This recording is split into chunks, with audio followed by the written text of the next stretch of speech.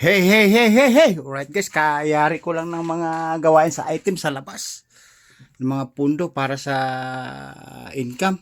Ngayon guys, siguro mag alas 12 na ng gabi.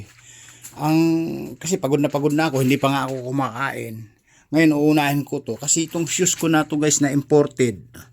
Made from VIP, Very Inspiring Person. Ito yung shoes ko na nabasa sa baha noon. Binaban ko na siguro may 3 days na to. Alright? Napakahalaga yung sapatos ito. Ito yung pang long ride, long biyahe ko pag nag-single po ako, right?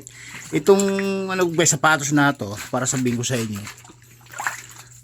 6,000 lang to sa buong mundo. Itong sapatos na to. Ito yung pang main event ng mga very inspiring person na mga sapatos na gumagamit nito. Alam niyo guys, sasabihin ko sa inyo, itong sapatos na to, ito. Yung cut na to, maski tusukin mo ng kutsilyo na matalim, hindi basta nabubutas. Hindi ko alam kung anong balat na ginagamit nito. Tapos guys, yung talampakan nito, hindi basta siya na nasusunog or nasisira. Kasi ito yung sinasabing talampakan to guys. Ito yung octacle lens. Ibig sabihin, ito yung bakya or kuko ng elepante. Itong talampakan na to. Pakinggan niyo guys ha. Ibang tunog. Oh.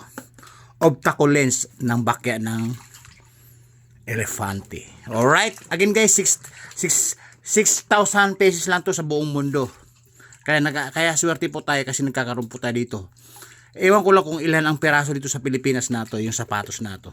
Marami naman akong sapatos dyan nagkalat eh. Kaya lang, ito talaga pang VIP ko guys. Pagka sakay ko yung malaking motor ko, naka big bike ako, ito yung suot-suot ko. Parang VIP din. Pag tumawid tayo sa mga checkpoint. Alright? Ito guys, pagka naharang natin sa checkpoint, dito sila nakatingin sa shoes ko eh. Kasi kakaiba guys, itong shoes na to. Again, ang talampakan po nito, octacle lens. Kuko ng talampakan ng elefante. Hindi siya basta-basta nasusunog, hindi siya basta-basta nabubutas, hindi basta siya nasusugatan. Ilang taon na sa akin to guys, hindi pa siya nagbago yung talampakan. No? Ngayon, itong balat na to, hindi siya basta-basta na nabubutas kahit tusukin mo ng matalim na bagay. Alright?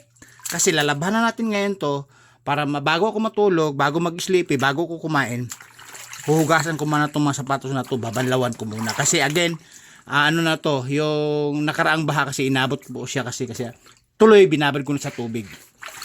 Baka baka masira to baka abutin ng isang linggo tong babaran. Sayang naman. Kasi sa bagay, hindi naman basta sisira guys kasi nakaraang taon nilabahan ko rin to eh. Kasi naulanan nga rin ako, naabutan ako ng ulan mula sa long ride, long biyahe, karating lang sa bahay, basang-basa sa ulan. So binasa ko na rin. So 2 times ko nang binasa ngayon, 2 beses na. Alright? Again, matibay po yung tapakan nito. Octacle lens, bakya ng elefante. Again, 6,000 pesos lang to sa buong mundo. Maswerte tayo nagkakaroon tayo nito sa Pilipinas. Isa na ako rito. Alright? Again, ito yung ginagamit ni probinsyano ng Octo Arts, ng probinsyano. Alright? Mga artist lang po gumagamit nito, karamihan mga VIP person.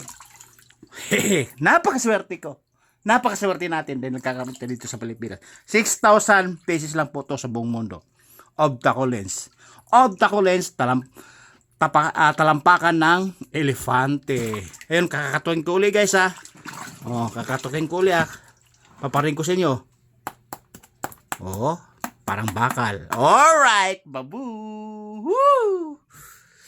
Octacle lens from shoes for feet.